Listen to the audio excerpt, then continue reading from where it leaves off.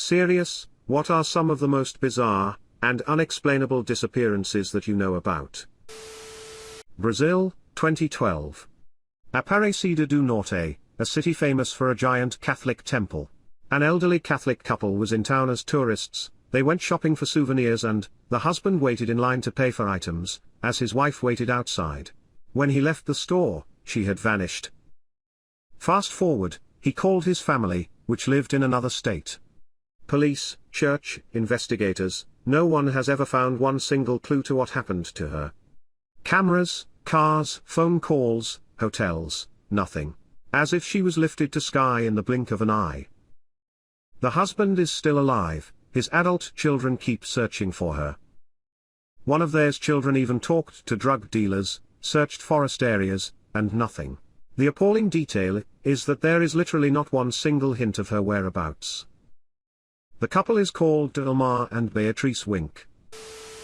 David Glenn Lewis disappears on Super Bowl Sunday in Amarillo, Texas in 1993, with a freshly made sandwich in the fridge and the VCR set up to record the game. His wife and daughter return home from a trip a few days later to find him gone, but his watch and wedding ring in the house. His car is found at the courthouse in Amarillo. 4 days later he's the victim of a hit and run as he's walking on the side of the highway in Moxie, Washington. It takes over 10 years to identify his body and no one knows how he got there or why he was in Washington. There's a lot of weird details in this one. He was a lawyer and had expressed fear to his wife that his life was in danger. Worth reading up on. Glenn and Bessie Hyde. Back in the late 1920s, the newlywed couple attempted to kayak the rapids of the Grand Canyon, but both disappeared without a trace. Their kayak was found with much of their equipment in it, but the trail quickly went cold. 50 years later, a kayaking guide was taking a group of tourists down the Colorado River and told them about the disappearance of the Hydes. An older woman in the group chimed in, claiming to be Bessie, and describing in detail how Glenn had been abusive, and so she killed him, but she later recanted the story. A couple decades later, another woman known for rafting the Grand Canyon passed away, and her friends found the Hydes' marriage certificate among her belongings, leading to speculation that the late guide may have actually been Bessie under another name. Despite these theories and speculation, the case remains unsolved. There's a podcast called National Park After Dark that discusses all kinds of deaths, disappearances, and other such events in national parks around the world, and I would highly recommend their episode on this case. The Polaroid in the parking lot. April, 1988. 9-year-old Michael Henley vanishes while on a camping trip with his father in the Zuni Mountains of New Mexico. In September of the same year, Tara Calico, age 19, disappears from her hometown of Belen, New Mexico while out on her bike. June 15, 1989. A woman goes into a convenience store, noticing a white van in the parking lot. When she exits, she sees a Polaroid photo, face down on the ground where the van had been. In the photo, a teenage girl and a young boy, bound and gagged. The photo gets circulated like crazy and eventually, both are identified as Michael Henley and Tara Calico. Henley's remains were eventually found. Tara Calico's case remains unsolved to this day. Forensics determined that the boy in the photo wasn't him after all, and that Henley died of hypothermia after getting lost in the woods. The boy in the photo with Tara remains unidentified. The American Dyatlov Pass Incident.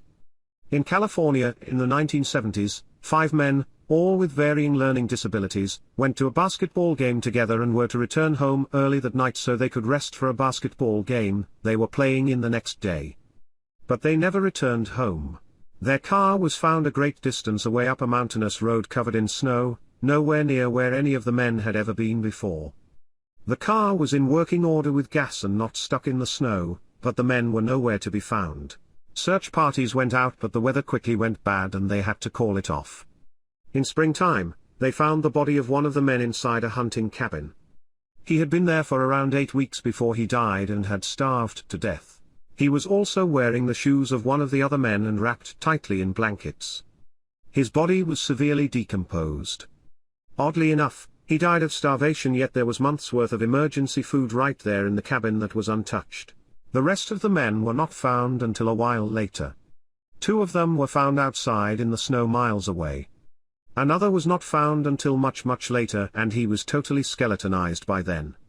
The fifth man was never found, and he had severe mental issues as well as his learning difficulties.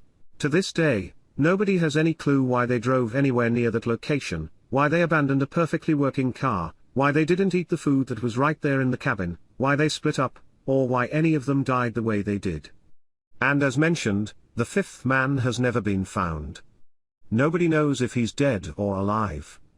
There's no trace of him anywhere. In 1984, a girl named Kelly Disney went missing after having a fight with her boyfriend at a party. A pair of officers were among the last people to see her, and they said she told them she was walking to a friend's house. Her family searched for her, but the cops deemed her a runaway, so the case went cold. 10 years later, someone finds a skull in a car at the reservoir where people went to party. He went to take it to the police station, but it was Saturday, so they were closed. So what did he do? He took it home and washed it with dish soap. They were able to confirm it was Kelly Disney's skull, and that there were signs of trauma, but it led nowhere. Some locals believe it was the boyfriend. Others think there may have been a serial killer in the area, as 4 more girls went missing after Kelly. All of them went missing while walking at night, although 2 of the girls were taken together. Quote from an article 2 days earlier: he had been driving his ATV behind Big Creek Reservoir east of Newport and stopped at an abandoned car in a known party spot for locals. He found the skull wrapped or covered with carpet. The man took it home, where his girlfriend advised him to turn it over to police. He tried taking it to the sheriff's office, but only the jail was open. Jailers told the man to take it to Newport police. But it was Saturday, and their office was closed. The man returned home, cleaned the skull with dish detergent and put it on his TV. Monday he turned it over to Newport police. Pretty disgusting to display someone's skull like that. Also, the BF laid carpet for a living, just saying.